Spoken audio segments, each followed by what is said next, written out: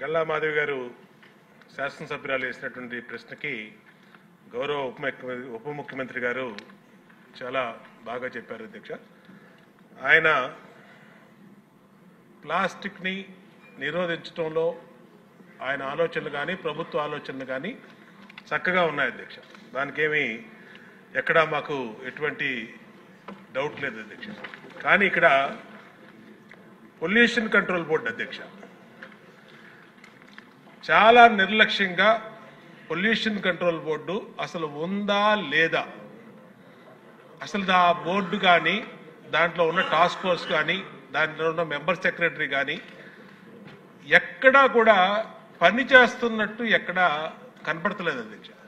ఏదన్నా పని మీద వెళ్తే డిప్యూటీ సీఎం గారి పేరు చెప్తున్నారు అధ్యక్ష. ఆయన చేయొద్దన్నారు, ఆయన ఆఫీస్ నుంచి చెప్పాలి, ఆయన మాట్లాడాలి, ఆయన వెళ్తే కలవట్లేదు అని డైరెక్ట్గా చైర్మన్ గారు చెప్తారు అధ్యక్ష.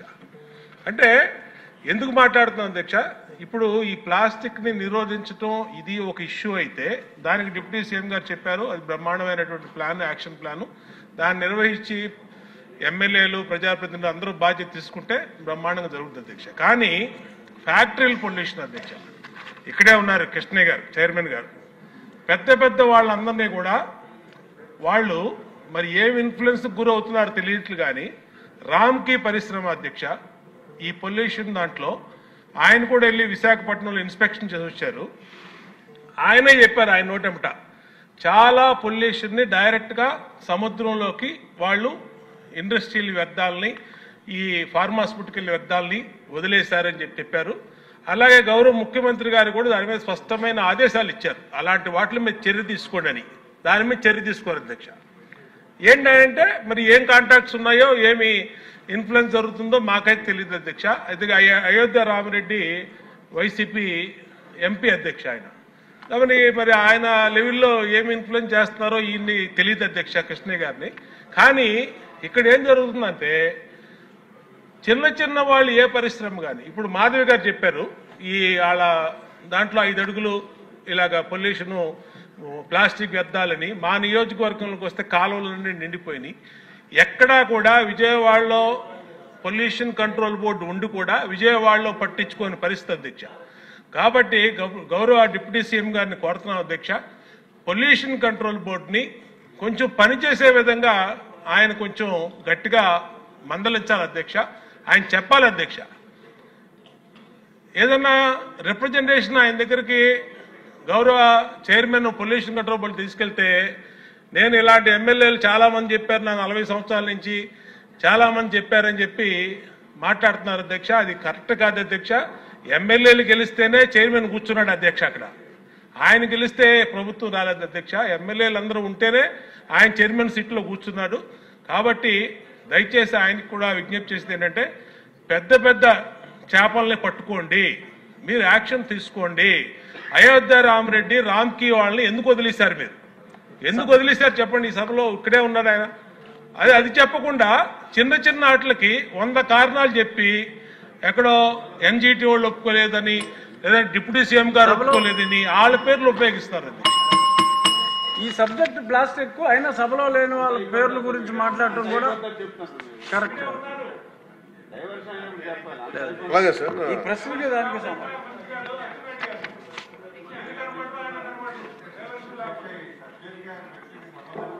లేదు, దయచేసి కూర్చోండి మంత్రి గారు.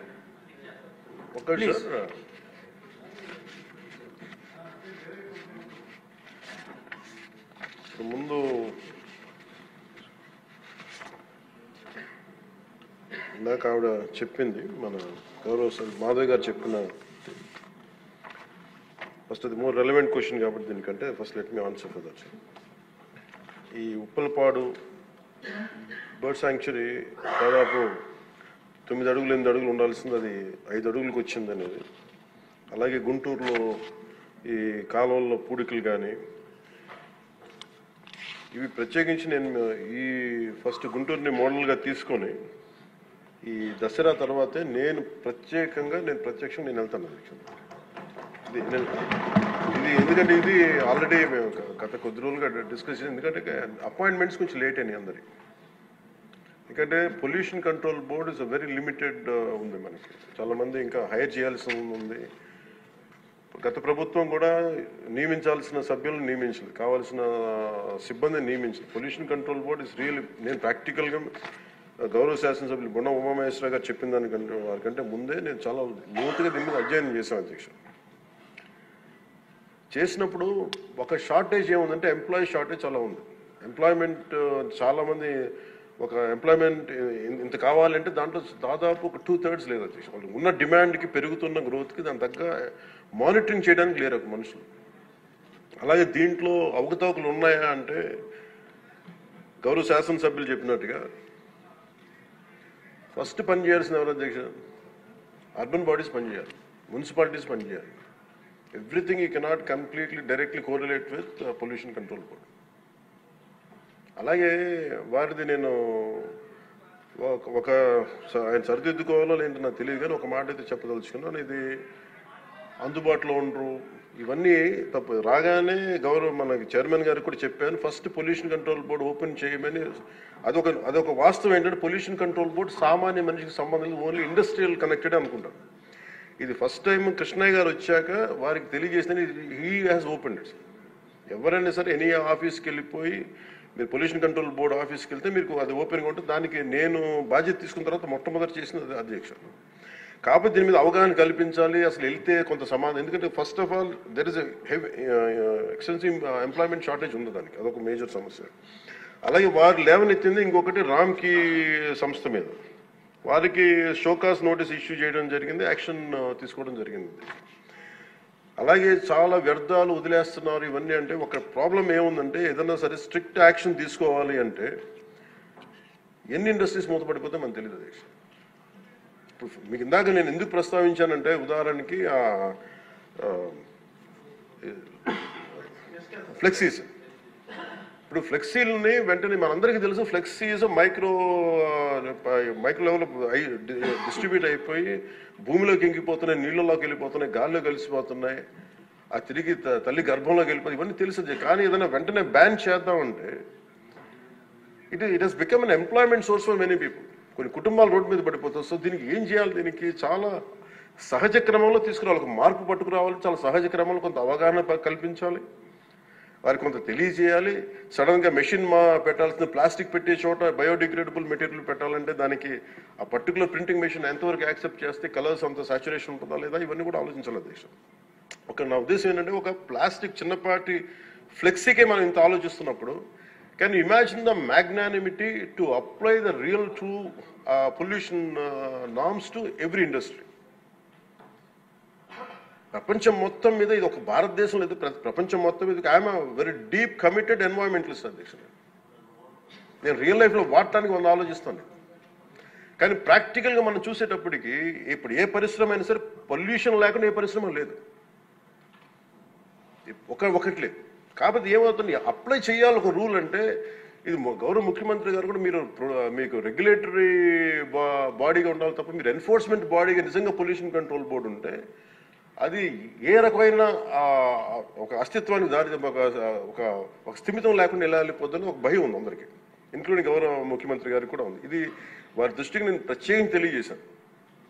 సో అది ఒక నామ్లో అదొక పరిగణలోకి తీసుకున్నాం అధ్యక్ష. అలాగే వీఆర్ వెరీ కమిటెడ్ ఫర్ ఇది ఒక్క ఆంధ్రప్రదేశ్ రాష్ట్రానికే కాదు, ఎంటైర్ మన భారతదేశానికి సంబంధించి కానీ ప్రపంచానికి సంబంధించి మన అందరి బాధ్యత ఇది మనందరి బాధ్యత. అలాగే పారిశ్రామికవేత్తల బాధ్యత కూడా ఉంది.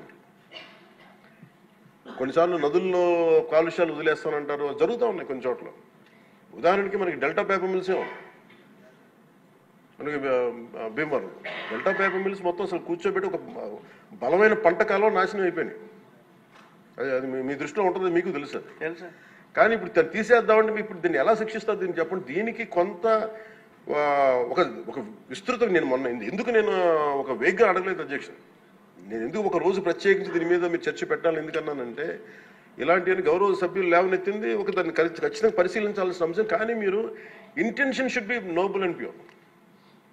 మీరు ఇంటెన్షన్ డోంట్ టార్గెట్ ఓన్లీ ఈ అయోధ్య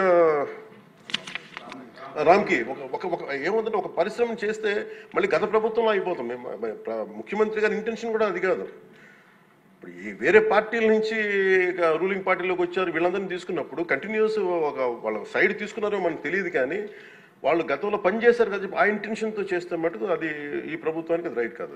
అది we're committed for it. At the same time we're here to make sure certain positive changes has to take place. But how do we take it forward? ఇది ఒక విస్తృత స్థాయి చర్చ జరిగితే తప్ప, గౌరవ ముఖ్యమంత్రి గారు కూడా దీని మీద నిర్ణయం తీసుకోవాలంటే గౌరవ సభ్యులందరూ కూడా దీంట్లో పాల్గొని ఈ నిర్ణయం తీసుకుంటే, ఈ పాలసీ చేంజ్ చేస్తే, ఇంప్లిమెంట్ చేస్తే, ఒక పాలసీని ఇంప్లిమెంట్ చేయాలో ఏమేమి ఉంటాయి కళ్ళ ముందు. మనకి ఈ రోజుకి వివేకానంద గారి కేసులో మర్డర్ జరిగిందని తెలుసు, మనం ఇంకా చేయలేకపోతున్నాం దాన్ని. ఇవన్నీ అందుకని దీన్ని అంటే నా ఉద్దేశంలో అప్పీల్ టు యూ, గౌరవ శాసనసభ్యుల్ని నేను ఒకటే కోరేది ఏంటంటే, బొండమ్మ గారిని ఖచ్చితంగా it will be taken, it will be considered, and this is my commitment to you all. ఈ సభకి మీ ద్వారా నేను కమిట్మెంట్ ఇస్తాను. పర్యావరణాన్ని చాలా చాలా ప్రథమ బాధ్యతగా మేము తీసుకున్నాం అధ్యక్ష. కాకపోతే దీనికి ఏంటంటే ఫండింగ్ ఇవన్నీ ఉన్నాయి. మేము ఫండింగ్ దాటి కూడా చెప్తున్నాం అధ్యక్ష. ఇది ఒక మీరు ఎమోషనల్ కమిట్మెంట్ అనుకోండి, దీన్ని ఒక గుండె లోతుల నుంచి వచ్చిన ఒక స్ఫూర్తితో చెప్తున్నా ఏదన్నా అనుకోండి. ఈరోజు మనకి నిజంగా పర్యావరణాన్ని పరిరక్షించాలంటే అంత నిధులు కూడా లేవు మనకి. ప్రజలు తినేసి అక్కడ వేసేస్తున్నారు ప్లాస్టిక్. దీనికి చంద్రబాబు గారు మేము వెళ్ళి కూర్చోబెట్టి రోజు తీయలేం అధ్యక్ష. దీనికి దర్ ఆర్ ఎనఫ్ ఎంప్లాయ్మెంట్. దాని అంత చాలా మంది ఎంప్లాయీస్ ఉన్నారు, ప్రజల్లో ఇది రావాలి. సో దానికి తగ్గట్టుగా ఏం చేయాలంటే ఈ సభ కొంచెం సీరియస్గా తీసుకొని దీని ఒక అవగాహన అందరికి కల్పించుకొని మనందరికీ ఒక బలమైన బాధ్యతగా తీసుకుంటే దాన్ని ఇది మనం ప్రజల్లోకి 5 కోట్ల మంది ప్రజల్లోకి తీసుకెళ్ళచ్చు అధ్యక్ష. అది మీ ద్వారా కోరుకుంటున్నాం. బట్ నేను మీకు మాట ఇస్తున్నాను అధ్యక్ష, మేము ఇప్పుడు ఈరోజు రామ్కి ఒక్కదాని గురించి చెప్పాను, మాకు 100 ఉన్నాయి అధ్యక్ష. ఇలాంటి నేను ఒక 25-50 చెప్పగలను as on today. But the purpose will be defeated. భయపెట్టడం పారిశ్రామికవేత్తల్ని, లేదంటే వాళ్ళని కూర్చోబెట్టి వాళ్ళని మన ఏమేమి జరుగుతుందో వాళ్ళకి తెలియజెప్పి వాళ్ళ ద్వారా చేయించడం. ఇప్పుడు ఇదే నాకు డెల్టా పేపర్ మిల్స్ మనకి మొన్న కూడా ఉన్నాయి. ఆక్వా ఈరోజు 25,000 ఇన్ని వేల కోట్ల ఆదాయం ఆక్వా ఇస్తుంది. అది ఎంత పొల్యూషన్ క్రియేట్ చేస్తుంది మాట్లాడాలంటే. దాన్ని ఇండివిజువలైజ్ చేయలేదు. It should be total policy. అందుకని దీన్ని దృష్టిలో పెట్టుకొని మీరు దీన్ని ఈ ఒక్క ప్రశ్నతో ఈ ఒక్క పోటుతో కాకుండా విస్తృత స్థాయిలో మీరు ఒక రోజు దీని మీద చర్చించి, pollution is the future of our life. Pollution జరిగితే మనం ఎంత డబ్బులున్నా ఎంతున్నా ఆనందంగా బతకలేని పరిస్థితులు, మాస్కులు పెట్టుకోవాల్సిన పరిస్థితులు వస్తాయి భవిష్యత్తులో. అలాగే ఉన్నాయి యాజ్ ఆన్ టుడే. మీరు దీని మీద ఒక నోట్ చేయండి అధ్యక్ష. ఒక విస్తృత స్థాయి ఒక అసెంబ్లీ ఒక సభ జరగాలి దీని మీద. ఆ రోజు వచ్చేలోపు మేము ఏమేం చేసాం, ఈ రోజు గౌరవ శాసనసభ్యులు లేవనెత్తిన అంశాలన్నిటికీ నేనే ప్రత్యక్షంగా వెళ్ళి ప్రతిదీ నేను పరిశీలించి నేను దాని మీద సరైన మీకు ఒక నివేదిక అందజేస్తాను. నేను మీకు హామీ ఇస్తున్నాను. Thank you.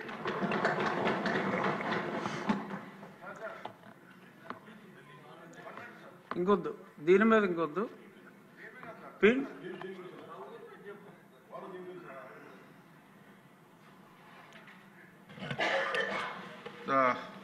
ఇది చాలా ముఖ్యమైన విషయం సార్. ఇది ఎప్పుడు ఉండే విషయం మాట్లాడుతున్నా కానీ అరికట్లేకపోతున్నాం. గౌరవ మంత్రి గారు చెప్పిన విషయంలో ఇండస్ట్రీలు ఎప్పుడు అలా ఉంటూనే ఉంటాయి. ప్రతి ఇండస్ట్రీలో పొల్యూషన్ అనేది వస్తూనే ఉంటుంది, అరికట్లేకపోతున్నాం అనేది ఆలోచన మనకి ఎప్పుడు ఉన్నది. అది కానీ ఈ ప్రభుత్వం చాలా ప్రతిష్టాత్మకంగా పనిచేస్తుంది. ఈ రోజున చాలా విషయాలు కంట్రోల్ చేసుకొస్తుంది. ఇదే కూడా కంట్రోల్ చేయగలదనే నమ్మకం నాలో ఉంది సార్ ఈరోజు. ఎందుకంటే ఈరోజు ఈ పొల్యూషన్ కంట్రోల్ చేయడం కోసం వేస్ట్ వాటర్ అంతా కూడా సముద్రం వదిలేయడమో లేకపోతే పక్కన వదిలేయడమో ఇవన్నీ జరుగుతున్నాయి. కానీ ఆ వాటర్ని క్లియర్ చేసి వదలడానికి ఖర్చు ఎక్కువ అవుతుంది. అంటే నీ ఇండస్ట్రియలిస్టులు ఏమంటారంటే ఆ ఖర్చు అవుతుందని మీరు వేస్ట్ వాటర్ అంతా కూడా సముద్ర వదలలో వేస్ట్ వాటర్ అక్కడ వదిలేయడం జరుగుతుంది. కాబట్టి మీకు ఆదాయంలో కొంచెం ఖర్చు తగ్గుతుంది. ఆదాయం తగ్గుతుంది. క్లియర్ చేసి వదిలితే అది వితౌట్ పొల్యూషన్ వాటర్ అవుతుంది. అది ఆల్రెడీ ఉన్నా సరే చేయట్లేదు వాళ్ళు. అంటే ప్రభుత్వం గట్టిగా తీసుకుంటే జరుగుతుందని నమ్మకం నాలో ఉంది. ఒకసారి సింగపూర్లో ఒక న్యూస్లో చూశాను సార్, పేపర్లో చూశాను. సింగపూర్లో వేస్ట్ వాటర్ అంతా కూడా ఒక చోట తీసుకెళ్ళి అది క్లియర్ చేసి డ్రింకింగ్ వాటర్ కింద తాగుతున్నారండి వాళ్ళు. డ్రింకింగ్ వాటర్ కింద తాగుతున్నారండి. ఎలా చేయగలుగుతున్నారు వాళ్ళు వేస్ట్ వాటర్? మంచినీళ్ళకి ఎంత తాగుతున్నారు వాళ్ళు. అదేవిధంగా చూసుకుంటే చెన్నైలో సముద్ర వాటర్ని తీసుకుని ఉప్పు వాటర్ని మళ్ళీ మంచినీళ్ళు చేసుకుని ఇండస్ట్రీలకు వాడుతున్నారు. ఎలా వాడుతున్నారు వాళ్ళు? అలాగే మన రాష్ట్రంలో ఏదైతే ఇండస్ట్రీలు ఉన్నాయో, వేస్ట్ వాటర్ ఉందో, పొల్యూషన్ అవుతుందో దాన్ని క్లియర్ చేయగలరని నమ్మకం నాలో ఉంది. మంత్రి గారు దాని మీద గట్టిగా చర్యలు తీసుకుంటే ఈ ప్రభుత్వం తప్పనిసరి వితౌట్ పొల్యూషన్ వాటర్ అవుతుందని నా నమ్మకం నాలో ఉందని ఈ సందర్భంగా తెలియజేసుకుంటూ. సార్ దయచేసి ఇంకెవరికి అనుమతి ఇవ్వకండి సార్, అందరూ చేతులు ఎత్తున్నారు. ఓకే సార్, దాని మీద నేను తప్పనిసరిగా వితౌట్ పొల్యూషన్ ఆంధ్రప్రదేశ్ మంది చేయగలుగుతాను నమ్మకం నాలో ఉందని నేను భావిస్తానని సందర్భంగా తెలియజేస్తున్నాను. అదే ఒకరోజు డిస్కషన్ అని ఉప ముఖ్యమంత్రి గారు చెప్పారు కాబట్టి ఈ చేతులు ఎత్తాలన్న ఉత్సాహం ఉన్న వాళ్ళందరికీ అప్పుడు అవకాశం ఇద్దాం సార్ దయచేసి. ఇప్పుడు question number 981 deem to have been answered sir. ఎవరు అడిగిన వాళ్ళు ఎవరు లేరు, పైగా దానికి సమాధానం మంత్రి గారు ఇంత ముందే చెప్పారు. అదే ఇప్పుడు ఈరోజు ఆఖరి ప్రశ్న క్వశ్చన్ నెంబర్ 867. గంటా శ్రీనివాసరావు గారు, మీరు మీ ప్లేస్లో ఫ్రంట్ లేకుండా వెనక్కి వెళ్ళారు. సరే అడగండి ఇంకా మంత్రి గారు.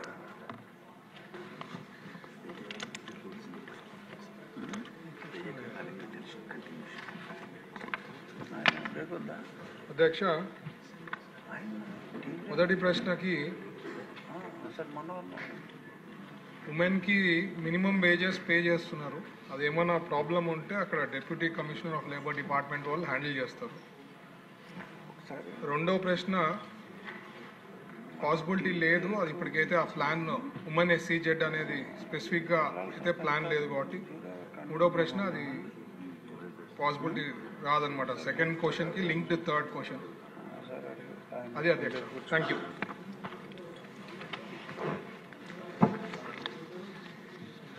శ్రీనివాసరావు అధ్యక్ష ధన్యవాదాలు. గౌరవ మంత్రి గారు సమాధానంలో ప్రధానంగా గ్రామీణ మహిళలు తమకు అనుకూలమైన విధంగా అని చెప్పారు అధ్యక్ష. అక్కడ అది అనుకూలమైన విధంగా అది వాళ్ళ కంపల్షన్తో వెళ్తున్నారు తప్ప వాళ్ళు చాలా బాధతో ఇబ్బందులు వెళ్తూ ఉన్నారు. గ్రామీణ ప్రాంతంలో ఉదయం 6 గంటలకు లేచి వాళ్ళు రెడీ అయ్యి తర్వాత అలాగే ఇంట్లో వంట కార్యక్రమాలు చేసుకున్న తర్వాత బస్ కోసం వెయిట్ చేసి బస్సులో వెళ్తే మళ్ళీ రాత్రి 8:30 వస్తారు అధ్యక్ష.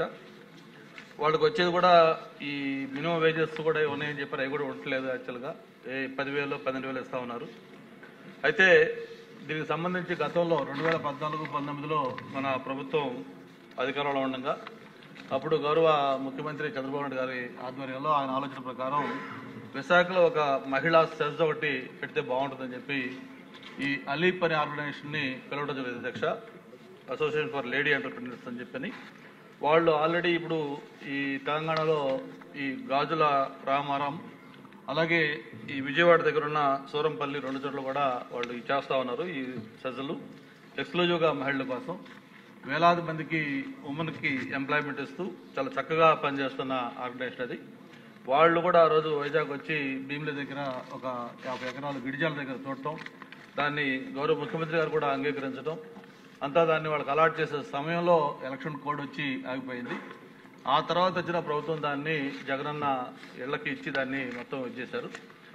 యాక్చువల్గా నిన్న కాక మొన్న గౌరవ ముఖ్యమంత్రి గారు విశాఖపట్నం వెళ్ళినప్పుడు కూడా వైజాగ్ గురించి చెప్పారు స్పెసిఫిక్గా.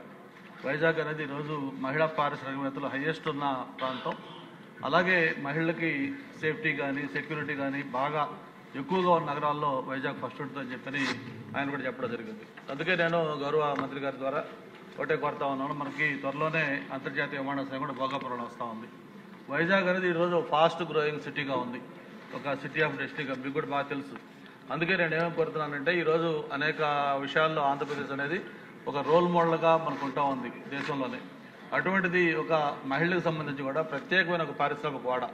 గౌరవ మంత్రి గారు ఇప్పుడు సెజలు లేవంటున్నారు, సెజలు కాబట్టి మీరు ఇంకో పేరు పెట్టండి, బట్ ఎక్స్క్లూజివ్గా ఫర్ మహిళలకి ఒక ఇండస్ట్రియల్ పార్క్ లాంటిది కానీ దాన్ని సెజ్ అంటారా లేకపోతే ఇంకోటి అంటారా అనేది మీరు ఆలోచించి మహిళలకి ఒకటి కేటాయిస్తే ఉమెన్కి సంబంధించి ఎంప్లాయ్మెంట్కి కానీ వాళ్ళందరిలో కొన్నింటిలో సంబంధించి ఈ టెక్స్టైల్స్ కానీ అపరల్స్ కానీ ఈ హెల్త్ కేర్లో కానీ అలాగే ఫ్యాషన్ జ్యువెలరీ ఇటువంటి వాటిలో ఇట్లా ఎక్స్క్లూజివ్గా లేడీస్కి ఆ ఎక్స్పర్టైజ్ ఉంటుంది. అటువంటి వాటికి ఫోకస్ చేసుకుంటే అక్కడ బాగుంటుందని కూడా నేను తెలియజేసుకుంటూ గౌరవ మంత్రి గారిని ఈ విషయాన్ని పరిశీలించండి. మనకు పక్క ఐటీ, టూరిజం ఇవన్నీ పెద్ద పెద్ద ప్రాజెక్టులు వస్తూ ఉన్నాయి. కానీ ముఖ్యంగా ఈ గ్రామీణ ప్రాంతాల మహిళలకి ఇటువంటి ఏదైనా సెర్చ్ పెడితే ఎంప్లాయ్మెంట్ బాగా వస్తుంది కాబట్టి వాళ్ళ దగ్గర చుట్టుపక్కల వాళ్ళ గ్రామాల వాళ్ళందరికీ అది సీరియస్ కావాలని కోరుతున్నాను.